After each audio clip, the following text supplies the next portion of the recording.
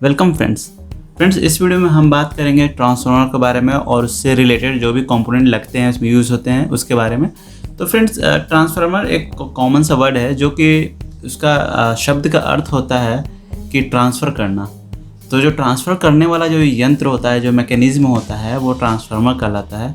लेकिन क्या वो ट्रांसफ़र करता है? तो फ्रेंड्स, आपके ट्रांसफार्मर के विषय में कुछ आपके दिमाग में ऐसे कुछ ख्याल आते होंगे, जैसे कि ट्रांसफार्मर क्या होता है। आपने ट्रांसफार्मर देखा भी होगा, अपने आस पड़ोस बड़े बड़े ट्रांसफार्मर लगे होते हैं। ओके, तो शायद आपके दिमाग में कभी आपने सोचा होगा ये कैसे वर्क करता है, क्या होता है एक्चुअली इसके अंदर। तो चलिए, इस सब छोटे छोटे टॉपिक को मैं इस वीडियो में कवर करूँगा और मैं आपको बताऊँगा। तो चलिए फ्रेंड्स, वीडियो को शुरू करते हैं। टॉपिक क्या है हमारा? पहला, ट्रांसफार्मर।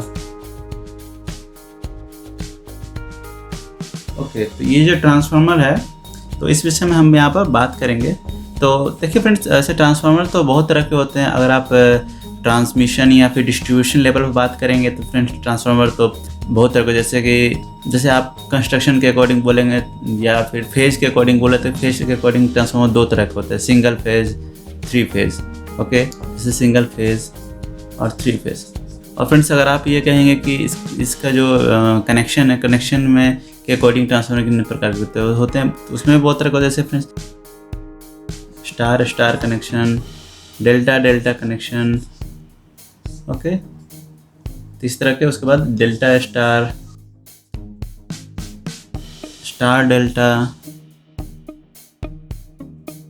वीवी कनेक्शन, स्कॉटी यानी कि टीटी कनेक्शन हो गया। स्कॉटी कनेक्शन बोल सकते हैं, टी कनेक्शन भी बोल सकते हैं इसका। तो टर्शरी वाइंडिंग। तो इस तरह से ट्रांसफार्मर जो होते हैं आपको बाहर में अवेलेबल हो जाते हैं, जो कि ट्रांसमिशन लाइन में या फिर डिस्ट्रीब्यूशन लाइन में इसका मेनली यूज़ होता है। लेकिन फ्रेंड्स, आज मैं आपको बताऊंगा ट्रांसफार्मर का एक छोटा सा रूप जो कि आप घर में आप यूज़ करते हैं, शायद आपको पता हो या ना हो। जैसे कि आपके चार्जर में ट्रांसफार्मर रहता है, आपके इन्वर्टर में ट्रांसफार्मर रहता है, आपके जो भी जैसे कंपोनेंट है, जैसे आपका SMP उसमें भी छोटा सा ट्रांसफार्मर आपको मिल जाएगा देखने के लिए। कोई भी चीज़ जो इलेक्ट्रिकल यूज़ होता है, हाई वोल्टेज से लो वोल्टेज करना हो या लो वोल्टेज को हाई वोल्टेज करना हो, तो इस केस में हम लोग यहाँ पर जनरली ट्रांसफार्मर का ही यूज़ करते हैं। तो चलिए देखते हैं ट्रांसफार्मर में हम क्या क्या कर सकते हैं। तो ट्रांसफार्मर में हम वोल्टेज को बढ़ा सकते हैं, ओके, और करंट को बढ़ा सकते हैं। मतलब कि क्या, और पावर जो होगा इक्वल ही होगा। ट्रांसफार्मर में वोल्टेज बढ़ेगा तो पावर, करंट कम हो जाएगा, क्योंकि पावर यहाँ पर सेम रखना है। क्योंकि यहाँ पर W क्या होता है, V/I होता है। तो यहाँ हमें जब पावर को जब कांस्टेंट रखना है, यहाँ मान लीजिए P, तो पावर को कांस्टेंट रखना है, तो पावर को कांस्टेंट रखने के लिए क्या करेंगे, हम वोल्टेज को बढ़ाएंगे तो करंट को घटाएंगे, तभी तो पावर कांस्टेंट रहेगा। मान लीजिए किसी चीज़ का 6 वाट है, ये 6 वाट रखने के लिए क्या होगा, 3/2, या आप 3/2, 3 वोल्ट इंटू 2 एम्पियर। इसे आप क्या लिख सकते हैं, 2 वोल्ट इंटू 3 एम्पियर। या आप इसे क्या लिख सकते हैं, 6 वोल्ट इंटू 1 एम्पियर। ओके, या और भी इस तरीका है इसको लिखने का, 1 वोल्ट इंटू 6 एम्पियर। तो ये मतलब I यानी कि एम्पियर आप लिख सकते हैं, या फिर यहाँ पर A दे सकते हैं, ऐसा कोई इशू नहीं है। तो एम्पियर चलिए यहाँ पर लिख दिया हमने, समझाने के लिए आपको I लिखा था, करंट ताकि आपको पता चले इस विषय में। तो आप इस तरह और भी तरीके आप कैसे भी लिख सकते हैं इसको। तो मैं एक छोटा सा आपको एग्जाम्पल दिया। तो ये क्या करता है ट्रांसफार्मर, अगर आप वोल्टेज को बढ़ाएंगे तो करंट घट जाएगा, और करंट को बढ़ाते तो वोल्टेज घट जाएगा, लेकिन पावर कांस्टेंट रहेगा। आप देख रहे हैं इसमें भी, इसमें भी, इसमें भी और इसमें भी पावर को क्या रखा गया, कांस्टेंट रखा गया, और आप करंट वोल्टेज को के साथ आप प्ले कर रहे हैं। चलिए थोड़ा इसमें कंस्ट्रक्शन भी देख लिया जाए। कंस्ट्रक्शन क्या कहता है फ्रेंड्स, जनरली जो हम घर में यूज़ करते हैं छोटा सा ट्रांसफार्मर, या फिर आप चार्जर में ले लो या फिर आपके इन्वर्टर में ले लो, कहाँ जहाँ भी यूज़ होता है, जनरली इसमें 2 वाइंडिंग होता है। तो कौन कौन सा, एक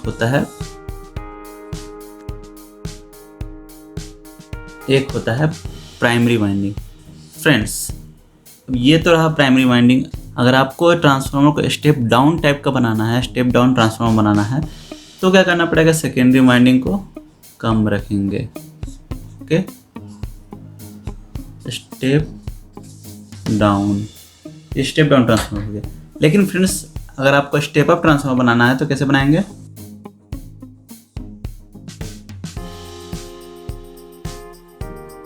तो ये हो गया आपका स्टेप अप। तो ये क्या कहलाया फ्रेंड्स? स्टेप अप ट्रांसफार्मर हो गया।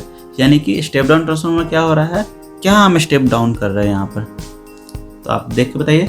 यहाँ पर हम 230 वोल्ट दे रहे हैं और यहाँ मुझे मिल रहा है 12 वोल्ट। तो हम क्या स्टेप डाउन कर रहे हैं यहाँ पर? तो हम यहाँ पर वोल्टेज को स्टेप डाउन कर रहे हैं। Okay friends. सेकेंड, यहाँ भी 230 मिल रहा है प्राइमरी में, ये भी प्राइमरी है और ये सेकेंडरी है। इसका ये प्राइमरी, ये सेकेंडरी। प्राइमरी में हम भी दे रहे हैं यहाँ 230 वोल्ट। ओके, अभी हमें यहाँ मिल रहा है 415 वोल्ट। ओके, अब आप बताइए स्टेप डाउन ट्रांसफार्मर कौन सा है? डेफिनेटली यहाँ मैं लिखा हूँ, इसे तो पता चल गया होगा, लेकिन अगर मैं नहीं लिखूँगा तो आप बता पाएंगे क्या? डेफिनेटली बता पाएंगे। आप ऐसे बता पाएंगे, यहाँ पर आप देख पा रहे होंगे 230 वोल्ट हमने यहाँ पर दिया इनपुट में। ये इनपुट साइड है, यहाँ पर इन हो रहा है सप्लाई, और यहाँ हम क्या ले रहे हैं? आउटपुट ले रहे हैं। ये आउट हो रहा है सप्लाई। तो आउटपुट में कितना मिला है? 415 वोल्ट। यानी कि ये क्या कर रहा है? स्टेप अप हो गया, इससे बढ़ के अप होकर हमें ये सप्लाई यहाँ पर वोल्टेज मिल रहा है। ओके, तो यहाँ हो गया स्टेप अप। ओके, और यहाँ हम 230 वोल्ट सेम सप्लाई दे रहे हैं इन प्राइमरी में, इनपुट साइड इस बोल सकते हैं। तो इनपुट में हम 230 वोल्ट ही हमने सप्लाई दिया, लेकिन हमें यहाँ पर क्या मिल रहा है? 12 वोल्ट। तो इससे क्या कहलाएगा? ये कहलाएगा स्टेप डाउन ट्रांसफार्मर, क्योंकि यहाँ पे वोल्टेज क्या हो रहा है? डाउन हो रहा है। ओके, एक चीज़ आपको ध्यान रखना है, स्टेप डाउन स्टेप अप यहाँ पर आपको वोल्टेज से कंसीडर करना कि करंट से। करंट मैटर करता है यहाँ पर। करंट ऐसे मैटर करता है कि ये मान लीजिए कि 12 वोल्ट ट्रांसफार्मर है, यहाँ पर क्या होगा कि इसका भी एक रेटिंग होता है। 12 वोल्ट ट्रांसफार्मर कितना एम्पियर का है? क्योंकि ट्रांसफार्मर का तो कुछ ना कुछ वोल्टेज केवीए तो होता है ना। एक्चुअली ये वॉट में नहीं होता है, ट्रांसफार्मर का आउटपुट केवीए में होता है। तो हम लोग यहाँ पर जब भी ट्रांसफार्मर परचेस करने जाते हैं तो यहाँ हम लोग केवीए लिखते हैं। क्या लिखते हैं? केवीए, किलो वोल्ट एम्पियर, या फिर बोल सकते हैं वीए, वोल्ट एम्पियर, जिसमें भी वैल्यू आए। ओके, तो वीए या केवीए, लेकिन ये वीए यहाँ पर कॉमन रहेगा। तो हम इसमें यहाँ पर ट्रांसफार्मर को डिनोट करते हैं, क्योंकि शायद आपको पता नहीं होगा, क्योंकि अगर आप इलेक्ट्रिकल बैकग्राउंड से नहीं होंगे तो नहीं पता होगा। देखिए यहाँ पर तो KW इक्वल टू क्या होता है? KVA cos phi. तो ये जो मैंने लिखा यहाँ पर KW equal to KVA cos phi. cos phi का मतलब क्या है? वोल्टेज और करेंट के बीच कितना एंगल बन रहा है। ओके, तो वो जो वैल्यू होता है उसका cos फाई कहलाता है। cos में वैल्यू आता है और फाई यानी कि एंगल, तो ये एंगल को डिनोट कर रहा है। इसे यहाँ पे KW equal to KVA cos phi लिखते हैं, और ये डिपेंड करता है cos फाई कि आपने ट्रांसफार्मर के सेकेंडरी साइड में, इस साइड में कहो या आप इस साइड में, ये दोनों सेकेंडरी साइड है, आप देख रहे हैं। यस, तो सेकेंडरी साइड में आपने किस टाइप का लोड को कनेक्ट किया है। मतलब कि जैसे कि आपने रेसिस्टिव टाइप का यहाँ पर लोड आपने अप्लाई किया, कोई रेजिस्टेंस लगाया है, या एक बल्ब मान लो एक, तो वो भी एक तरह का रेजिस्टेंस मान सकते हैं, तो वो रेजिस्टेंस होता है, तो वो आपने यूज़ किया, या हीटर भी यूज़ किया, तो वो एक तरह का रेजिस्टिव लोड होता है। तो ये एक्चुअली cos फाई जो है ये पावर फैक्टर होता है। यही तो पावर फैक्टर कहलाता है। आपने कभी सुना होगा या फिर आपके घर में बिजली का बिल आता होगा तो उसमें भी मेंशन रहता है पावर फैक्टर कि रेट कितना है, किस रेट से आपका पावर फैक्टर के अकॉर्डिंग वो बिलिंग हो रहा है। वो हम लोग सब कुछ उसमें कंसिडर करके चलते हैं, तो आपके घरों में बिल जो आता है उसमें आपको देखने को मिल जाएगा प्रायः। तो इस तरह से cos फाई होता है, पावर फैक्टर होता है, यानी कि V और I के बीच का एंगल जो कहलाता है cos, उसका cos वैल्यू वो क्या कहलाता है? पावर फैक्टर कहलाता है। ओके, यानी कि आप समझ रहे होंगे, मैं आपको बता रहा हूँ। चलिए फ्रेंड्स, मैं आपको ग्राफ के थ्रू समझाता हूँ। तो इसमें क्या, अगर इंडक्टिव रहेगा, कोई इंडक्टर टाइप का कुछ आपका कोई लोड है, उस केस में क्या होगा वैल्यू, और कोई कैपेसिटर टाइप का लोड है, कोई कैपेसिटर टाइप का लोड है, उस केस में क्या होगा वैल्यू, और कोई यूनिटी टाइप का लोड है उस केस में क्या होगा वैल्यू, मतलब कि कोई रेसिस्टिव टाइप का लोड है उस केस में क्या होगा वैल्यू। चलिए आपको थोड़ा सा ओवरव्यू दे देते हैं ताकि आप कभी भी अगर हायर स्टडीज़ के लिए जाएँ तो आप समझें इन चीज़ों को और दूसरे को भी समझा सकें। तो मैं बता रहा हूँ यहाँ पर ये कुछ एंगल, अब मैंने क्या किया यहाँ पर, तो फिगर उतना करेक्ट नहीं बना पाया हूँ, तो आप समझ लीजिए, बस आपको समझने के लायक ही है। वी ए आई है।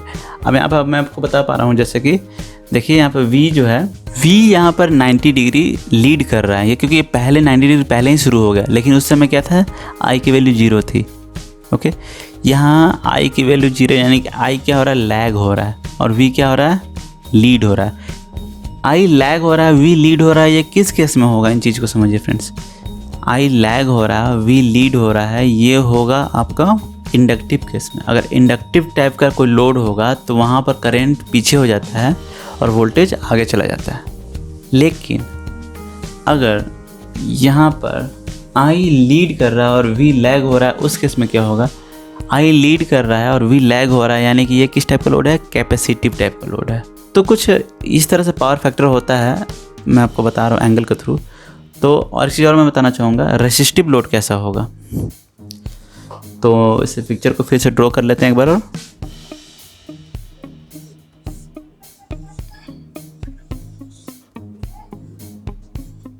ओके फ्रेंड्स, तो जैसा कि आप देख पा रहे हैं इस टाइम लाइन पे, ये टाइम लाइन पर यहाँ क्या हो रहा है, ये मान लीजिए आई है आपका, और ये क्या है, वी है। तो ये जो आई है, ये वी है, ये दोनों एक ही टाइम पर, सेम टाइम पर, अपने अपने पिक वैल्यू पर, मतलब इसके बीच के एंगल 0 आप देख पा रहे हैं। यहाँ पर 0 से शुरू हुआ दोनों, और यहाँ अपने पिक वैल्यू पर भी 0 डिग्री 0 एंगल बना रहे हैं आपस में, और फिर यहाँ पर जो एंड हो रहा है यहाँ पे 0 एंगल बना रहे हैं। तो ये किस केस में होता है, ये होता है रेसिस्टिव केस में। अगर आपका लोड रेसिस्टिव केस में होगा तो ये इस तरह का एंगल बनाएगा और आप समझ जाओगे कि ये रेसिस्टिव लोड है। ओके, तो ये था पावर फैक्टर पर डिपेंड करता है ट्रांसफार्मर का रेटिंग, यानी कि केवीए, इसलिए हम लोग इसे केवीए से डिनोट करते हैं, ताकि हमें पता नहीं रहता है कि ये हम जो लोड यहाँ पर कनेक्ट करने वाले हैं, ये हम किस टाइप का लोड कनेक्ट करने वाले हैं। क्या हम इंडक्टिव लोड कनेक्ट करने वाले हैं, या फिर हम कैपेसिटिव लोड कनेक्ट करने वाले हैं, या फिर हम रेसिस्टिव लोड कनेक्ट करने वाले हैं। तो यहाँ पर केवीए इसलिए यहाँ पर मेंशन रहता है फ्रेंड्स। ये इंटरव्यू में आपको पूछा जा सकता है, गवर्नमेंट इंटरव्यू में जनरली ये पूछा गया है, तो इससे आप नोट डाउन कर सकते हैं। छोटा सा इन्फॉर्मेशन था ये। तो आप हमेशा याद रखिएगा, ट्रांसफार्मर की रेटिंग केवीए में होती है, केडब्ल्यू में कभी नहीं होती है। इसका आंसर ये है कि इसकी जो वैल्यू होती है टोटल केडब्ल्यू वैल्यू, क्योंकि आपको पता है KW value equal to KVA cos, KVA into cos 5 होता है। तो कॉस 5 पे मतलब उसके एंगल पर डिपेंड करता है। तो सबसे अच्छा मतलब फुल एफिशिएंसी में ये जो ट्रांसफार्मर कब वर्क करता है, जब ये यूनिटी पावर फैक्टर में होता है। Okay, leading power factor, lagging power factor, unity power factor, यानी कि लीडिंग पावर फैक्टर में जहाँ पर लीड हो रहा है, लैगिंग पावर में जहाँ पर लैग हो रहा है, और ये यूनिटी पावर में जहाँ पर ये यूनिटी है, मतलब इकाई है। ओके, यूनिटी की वैल्यू 1 cos 0, जब यहाँ पर जब यहाँ पर 0 डिग्री एंगल बनेगा तभी तो इसका वैल्यू 1 आएगा। तो जब इससे आप मल्टीप्लाई करेंगे 1 से, तो आपको क्या मिलेगा, आपको के डब्ल्यू मान लीजिए 2000 है, के वी ए इक्वल टू 2000 है। अगर आप यहाँ पर कोई एंगल बनता है तो इसका और वैल्यू घट जाएगा। लेकिन अगर इसका एंगल 0 डिग्री बनता है तो 0 डिग्री इक्वल टू क्या हो गया, 1। तो 1 इसके साथ मल्टीप्लाई होती है, फुल के वी ए के डब्ल्यू में आएगा। समझ रहे हैं आप मेरी बात को। ये इस तरह से एक ट्रांसफार्मर का वर्क होता है। और देखिए फ्रेंड्स, इस और बताऊंगा कि आप देख पा रहे हैं यहाँ पर ये प्राइमरी वाइंडिंग है, इस सेकेंडरी वाइंडिंग है, और बीच में क्या है, बीच में 2 लाइन है। इस लाइन का मतलब क्या होता है, इस लाइन का मतलब होता है कोर। आप यहाँ पर किस टाइप का कोर यूज़ कर रहे हैं, आप कोई भी टाइप का कोर यूज़ कीजिए, लेकिन सैम्बल जनरली किसी भी ट्रांसफार्मर का यही है। ओके, तो कोर होता है। और यहाँ पे देख रहे हैं ये दोनों आपस में आइसोलेटेड है, ये आपस में कनेक्टेड नहीं है। ऐसा नहीं है कि इसकी वाइंडिंग इधर से कोई एक वायर जाकर इसमें जुड़ा हुआ है तो आपको यहाँ पर सप्लाई मिल रही है। मैं आपको प्रैक्टिकली दिखाऊंगा इसको, ये आपस में सेपरेटेड है। ओके, आप सोच रहे हैं हम कैसे मान लें कि ये आपस में सेपरेटेड है। यहाँ पर जो ट्रांसफार्मर में हम इनपुट देते हैं और आउटपुट मिलता है, हम तो यही सोचेंगे कि उसमें कोई अंदर से कनेक्शन होगा, कोई अंदर से शॉर्ट सर्किट कनेक्शन होगा जो उस उधर भी सप्लाई प्रोवाइड कराता है। फ्रेंड्स, ऐसा कुछ होता नहीं है उसमें, मैं आपको बता दे रहा हूँ क्लियरली। यहाँ पर क्या होता है, पावर ट्रांसफ़र होता है, लेकिन यहाँ पर मैग्नेटिक इंडक्शन के, इलेक्ट्रोमैग्नेटिक इंडक्शन के कारण यहाँ पर पावर ट्रांसफ़र होता है। यहाँ कोई फिजिकल कांटेक्ट नहीं होता है।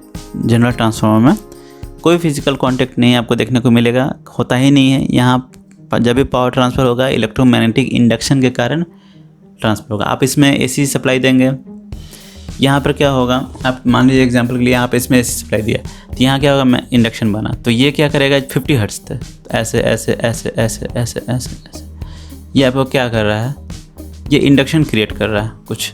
इस इंडक्शन के कारण ये इसमें भी, क्योंकि Friedel law of electromagnetic induction क्या कहता है कि अगर कोई चालक, कोई कंडक्टर को किसी परिवर्तनशील, मतलब कि जो चेंज हो रहा है, मूव हो रहा है, उस टाइप के मैग्नेटिक फील्ड में रखा जाए, तो उस कंडक्टर में ईएमएफ इंड्यूस होता है।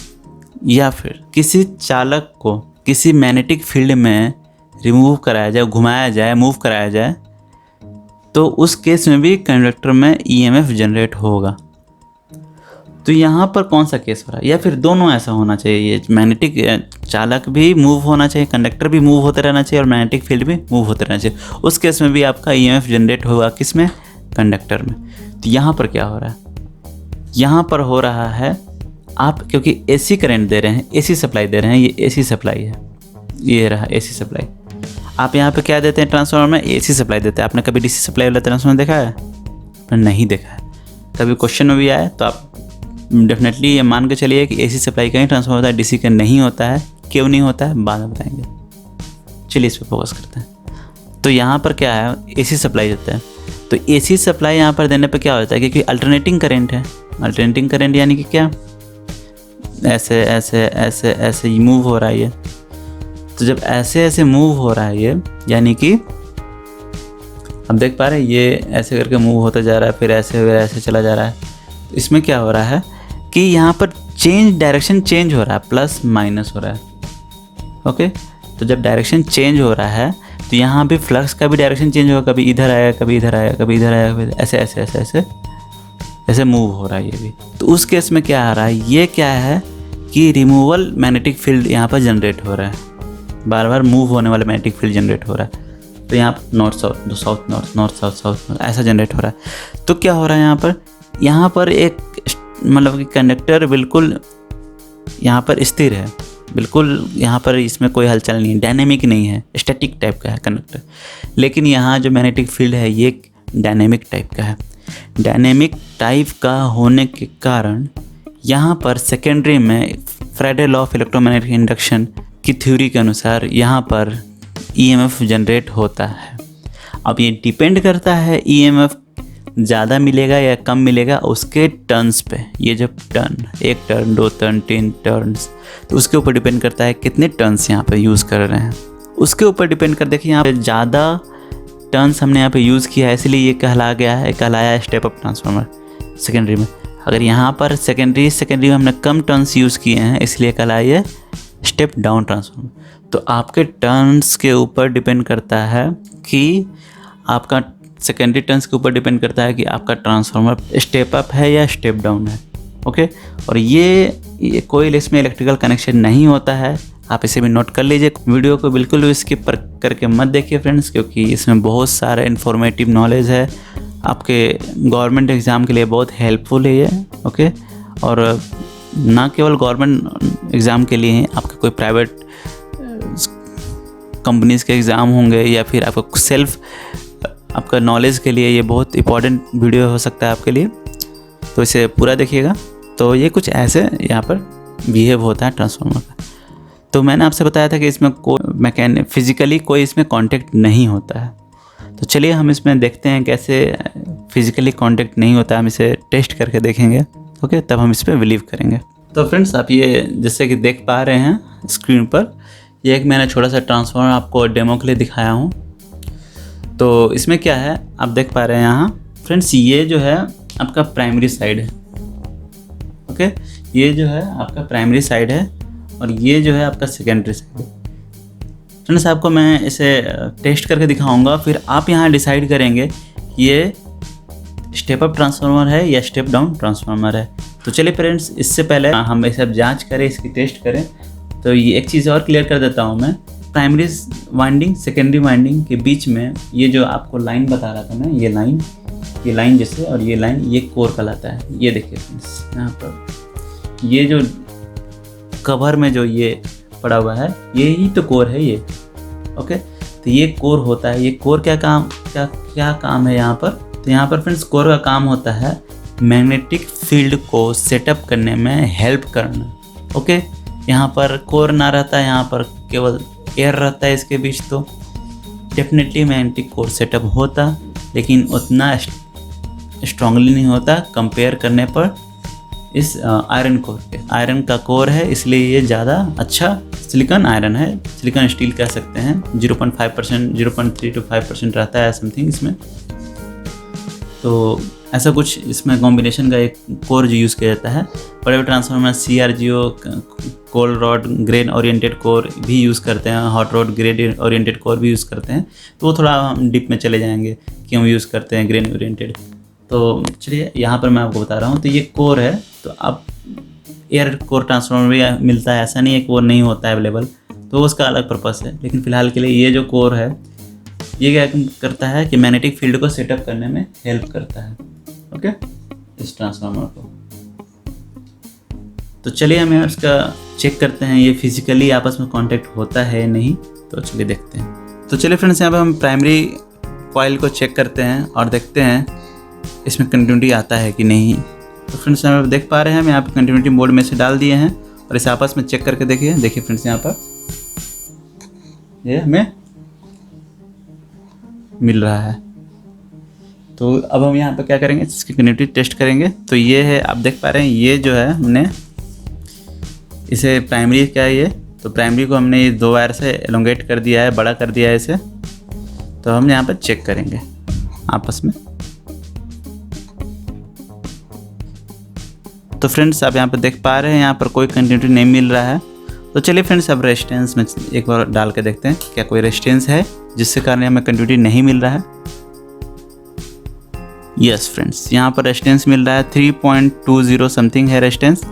तो यानी कि हमने इसे 20K में चेक किया है। यहाँ पर 20K में चेक करने पर हमें 3.20 मिल रहा है, यानी कि 3.2 किलो ओम इस प्राइमरी साइड का रेजिस्टेंस है। इस प्राइमरी साइड के कॉइल यानी कि इस वाइंडिंग का रेजिस्टेंस है, प्राइमरी साइड का ओनली। अभी हम सेकेंडरी साइड नहीं टेस्ट किए। तो फ्रेंड्स एक चीज़ आपने यहाँ पर सीखा कि अगर ट्रांसफार्मर में कंटिन्यूटी नहीं मिलता है, इसका मतलब ये नहीं है कि ट्रांसफार्मर ओपन हो चुका है प्राइमरी साइड से। आपको प्राइमरी साइड से इसके रेजिस्टेंस की वैल्यू चेक करनी होगी। ओके, तो चलिए हम इसके सेकेंडरी साइड से चेक करते हैं। तो सेकेंडरी साइड से हम टेस्ट करने के लिए क्या करेंगे, ये हमारा सेकेंडरी, ये भी वायर सेकेंडरी का, ये भी वायर सेकेंडरी का है। तो चलिए देखते हैं। ये हमने यहाँ पर डाला, कंटिन्यूटी टेस्ट करेंगे पहले। आपस में देखें, आपस में है। अब आपस मल्टीमीटर का आपस के प्रोब में है, लेकिन यहाँ पर चेक करते हैं ये टेपिंग के बीच। तो यहाँ पर मिल रहा है, क्योंकि यहाँ पर वैल्यू जो है सेकेंडरी साइड की वैल्यू आपस में एक कॉइल के 2 छोर के बीच की वैल्यू यहाँ पर कम है, रेजिस्टेंस की वैल्यू। ओके फ्रेंड्स, तो अब हम इन दोनों के बीच की कंटिन्यूटी चेक करते हैं। 2 येलो वायर के बीच की कंटिन्यूटी, सेकेंडरी की वाइंडिंग का है, ये भी है। तो देखते हैं। तो फ्रेंड्स यहाँ पे देखिए 36, 37 की वैल्यू आ रही है। ओके, और अब जब हमने इसके बीच के चेक किया था तो इसकी वैल्यू कुछ अलग थी। तो ये टेपिंग है इसके बीच का। ओके, तो ये हमने चेक कर लिया। अब हम यहाँ पर हमने आपसे बात किया था कि हमें चेक करना है यहाँ पर प्राइमरी और सेकेंडरी के बीच कोई कनेक्शन है या नहीं, कोई फिजिकल वायर से कनेक्शन है या नहीं। तो चलिए ये भी देख लेते हैं। देखिए फ्रेंड्स, यहाँ पर येलो वायर और इसके येलो वायर में कंटिन्यूटी चेक करते हैं। नहीं मिल रहा है। ब्लैक वायर में चेक करते हैं, यहाँ पर भी नहीं मिल रहा है। चलिए इस येलो वायर में चेक करते हैं, यहाँ पर भी नहीं मिल रहा है। अब हम क्या करेंगे फ्रेंड्स, अब हम रेड के चेक करते हैं। रेड के बीच से। तो फ्रेंड्स जैसे कि मैं आपको बता पा रहा हूँ, यहाँ पर दिखा पा रहा हूँ, कंटिन्यूटी जो है प्राइमरी टू सेकेंडरी आपको नहीं मिल रहा है। चलिए कुछ रेजिस्टेंस चेक करके देखते, हो सकता है रेजिस्टेंस हो। नहीं फ्रेंड्स, यहाँ रेजिस्टेंस भी आपको नहीं मिल रहा है। तो फ्रेंड्स आप इससे क्या समझते हैं, प्राइमरी और ये सेकेंडरी वाइंडिंग के बीच में कोई फिजिकली कनेक्शन अवेलेबल नहीं है। ओके, और यहाँ पर आपको जो करंट मिलेगा, ओके, तो वो भी आपको इलेक्ट्रोमैग्नेटिक इंडक्शन के कारण मिलेगा।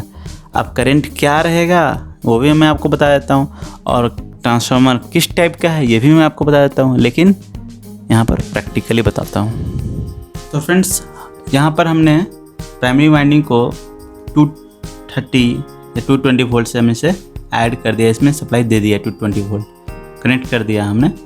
अब हम यहाँ पर सेकेंडरी वाइंडिंग चेक करेंगे, तो देखते हैं। तो हमें इसे यहाँ पर वोल्टेज साइड से चेक करना होगा। तो हमने, क्योंकि ये अभी एसी वोल्टेज देगा, क्योंकि यहाँ पर एसी वोल्टेज मिल रहा है, तो यहाँ क्या मिलेगा, हमें एसी वोल्टेज मिलेगा। ओके फ्रेंड्स, चलिए हम यहाँ पर देखते हैं। मैं आपको यहाँ ऐसे दिखाता हूँ। चलिए, तो ये है येलो वायर और ये है हमारा ब्लैक वायर। तो हमने यहाँ पर,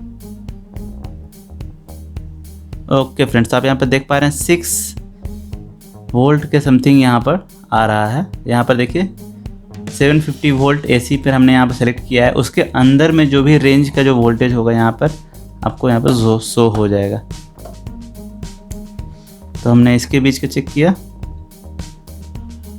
ओके, तो यहाँ 6 वोल्ट आ रहा है। ओके, ये सेंटर टैपिंग है फ्रेंड्स, ब्लैक वाला। और इस किनारे वाला के भी चेक करते हैं क्या मिलता है हमें। ओके, तो दोनों मिलाकर करीबन 17 वोल्ट है। ओके फ्रेंड्स, तो ये और इस दोनों के बीच 6 वोल्ट समथिंग है। चलिए इसके और इसके बीच चेक कर लेते हैं।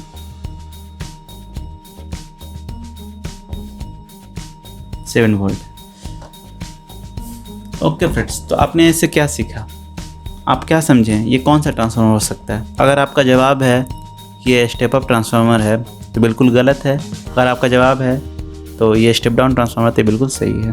ओके, क्योंकि ये 220 वोल्ट लेता है और मैक्सिमम ये 6 वोल्ट या 12 वोल्ट ये दे रहा है। ये दोनों वाइंडिंग मिलाकर 12 वोल्ट देगा। और ये इस दो टेपिंग के बीच की बात करूँ तो ये 6 वोल्ट 7 वोल्ट समथिंग दे रहा है। ओके, तो फ्रेंड्स ये छोटा सा इन्फॉर्मेशन था। वीडियो क्योंकि लंबा है लेकिन इसमें इन्फॉर्मेशन बहुत सारा है। तो आपको ये वीडियो अच्छा लग रहा है, अगर आपको ये इन्फॉर्मेशन ज़्यादा ही अच्छा इन्फॉर्मेटिव है आपके लिए, तो इस वीडियो को कर दीजिए लाइक, इस वीडियो को कर दीजिए शेयर और हमारे चैनल को कर दीजिए सब्सक्राइब। और फ्रेंड्स हमारे आई मेनू में भी बहुत सारे आपको वीडियो देखने को मिल जाएंगे और इलेक्ट्रिक क्लासेस के प्लेलिस्ट में भी बहुत सारे इलेक्ट्रिकल के वीडियो देखने को मिल जाएंगे। अगर आप इंटरेस्टेड हैं तो फ्रेंड्स उस वीडियो को ज़रूर देखिए, क्योंकि ये सारा चीज़ आपके नॉलेज के लिए ही है। इलेक्ट्रिकल के नॉलेज के पर्पज़ से ही मैंने इस वीडियो को बनाया है, ताकि ये नॉलेज दूर दूर तक लोगों तक पहुंच सके। Okay friends, thank you.